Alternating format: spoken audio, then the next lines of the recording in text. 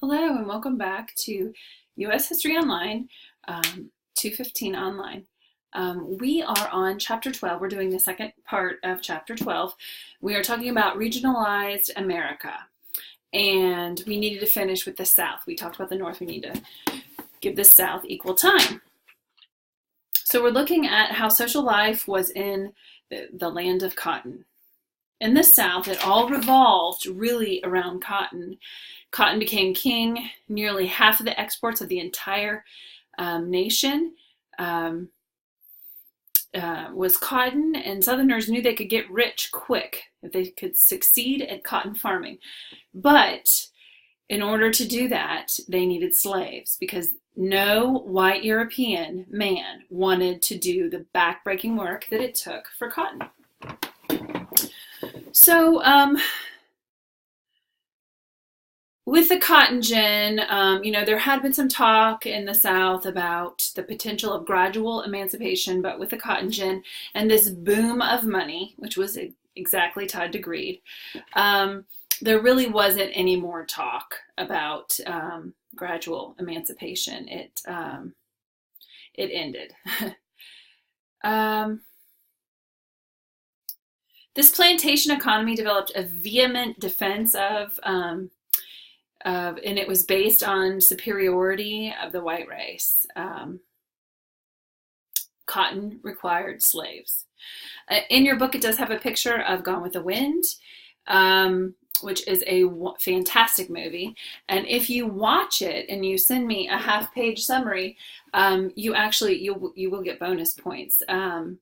Because it really does depict what the South looked like during this era. Gone with the Wind did have some things that were definitely wrong with it. It looked as though blacks in the South, black slaves, were willingly participating in slavery, and that just was not true. The three reasons why popular images of antebellum South are portrayed in venues like Gone with the Wind are misleading. Many of them are misleading. Now, the setup and many things around them can be historically accurate, but there are some notions that we pick up that are not. Most white Southerners did not own slaves, only the very, very wealthy in the plantation. Out of 8 million Southern whites, only 338,000 owned slaves. Most slave owners had only a few slaves. Okay. More than 60% of slave owners owned 5 or fewer. Okay. And only 3% owned 20 or more slaves. Most slaves lived on plantation. This, definitely true because the plantation needed the slave labor, the free labor, in order to function, because poor whites would not do the work. Okay, the planters kind of saw themselves as little fiefdoms, kind of back to the Middle Ages, where there was a lord, where there was a hierarchy and a lord, and he could do whatever he wanted on the plantation, take whatever he wanted, rule however he wanted. So you see this, kind of backwards notion. We talk about democratization, which is a leveling and equality of people. And then, we go backwards to the Middle Ages, which is another hierarchy where people are severely oppressed and there are huge abuses and oppression. So definitely the South was going backwards, but it was because of money. The market revolution really was doing well in America, except that the South was extremely resistant to change. They resisted funding public education through taxation. They did not want public education. There were many poor farmers, and they would have small farms, and these poor farmers or yeomen, they would not have slaves usually. No matter what the station of white Southerners, though, they normally advocated slavery because you have these very poor white farmers. They wanted someone that was underneath them. Landless white people, always a class of people below them socially, would be the slaves. Right, let's get a glass of water. Good grief. You have the story of Nat Turner. He was a militant, Southerners developed a more militant defense of slavery with this pushback of some slaves. This was the most violent slave revolt in America's history. In 1831, Nat Turner, a Christian preacher, led a group of slaves through the Virginia countryside. He also was black, brutally murdering 60 white people of both sexes and all ages during a 2-day stretch. Turner's plan was to raise an army of freed slaves and lead an insurrection against the Southern white planters. You know, one reason that these slave insurrections were so violent was because slavery was based on color, and blacks stood out. They didn't have a chance. There was Indian slavery, but they could hide. They knew the land. They could fit into a different, they could go into a different tribe. Also, when you look back, several years into the 1700s, 1600s, and you see, whites coming over where they're being paid servitude. I can't think of the name right now. This is terrible.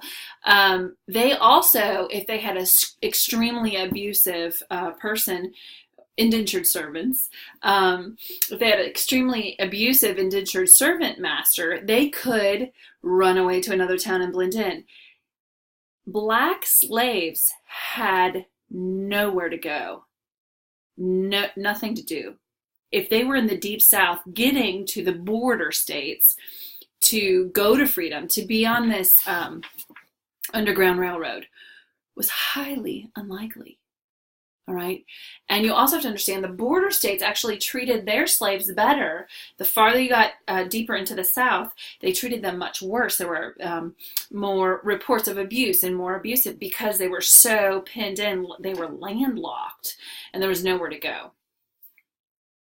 So the white response to this was extremely and overwhelmingly harsh. Draconian measures.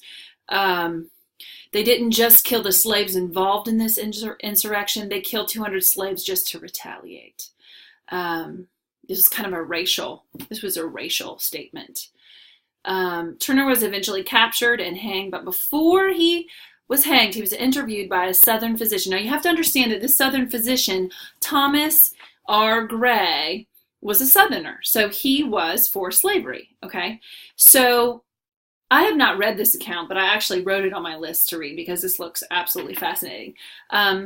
He wrote about his interview, and it's called The Confessions of Nat Turner. And on 214, it has a little excerpt. But if you decide to read this on your own, just remember that the perspective of this man writing it is a perspective of a person who's for slavery interviewing someone who was against it to the point that he would die. So you have to kind of see the bias and you have to see the perspective.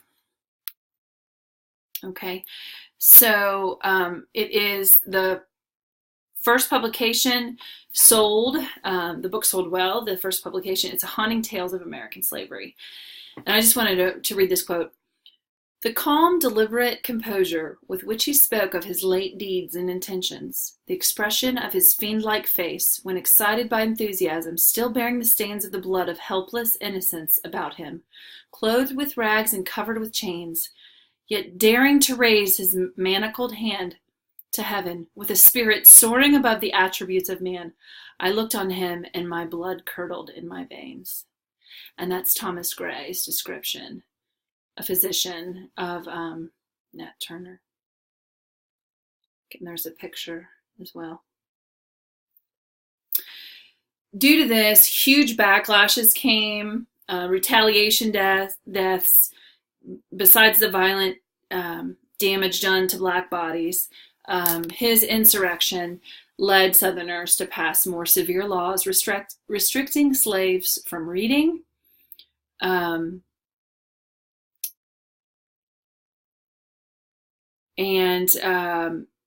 they tried to, in Virginia, if anyone emancipated slaves, they would be deported immediately to Africa. Now, that did not pass in 1832, but it was the plan. If they were going to be free, they wanted them no longer in the U.S., which is absolutely Wow. I mean, just the thought of that.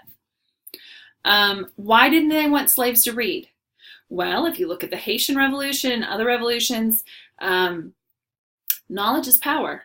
And if you can fight using the same words of democracy and fight for your freedom, they're in big trouble. Whites are in big trouble in the South. So slaves were no longer permitted to be taught to read, which is just really, wow, low. Okay. Some people took pro-slavery ideologies, arguing that, whites were paternal fathers and slaves couldn't live on their own. They weren't civilized enough. Completely debunked and not true. Just, this is called, this is called a certain kind of theory where we have the answer that we want and then we stuff the reasons into that answer, and it actually doesn't fit. The evidence doesn't fit our outcome.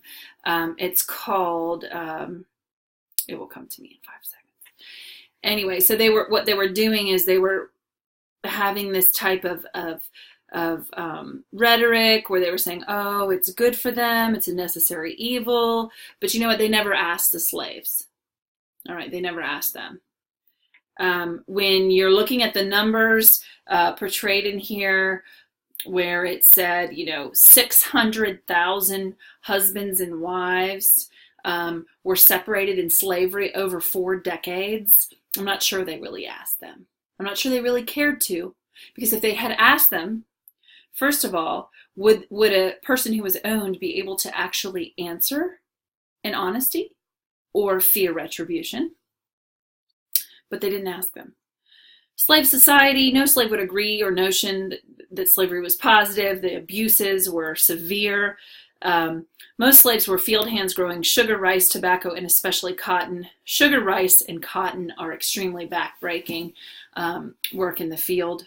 They were considered property. The law did not protect slaves, did not protect them against anything. Okay, there were very few instances where somebody may have killed their slave and chopped them up, or something, a huge, gross abuse, horrible murder. But most of the time, there was no protection under the law. They couldn't go to court. Law didn't protect the slaves in any way, shape, or form. It was against the law to take your slave owner to court. Okay, they had 16-hour days. They were not treated humanely. Most of them, profit-minded men who were reasonable, would not want to hurt them beyond degree because it would cost them money. But as we all know, not everyone is a reasonable. There were unrealistic work expectations for slaves. They would make a huge list, and then if they didn't do it, they were punished or whipped.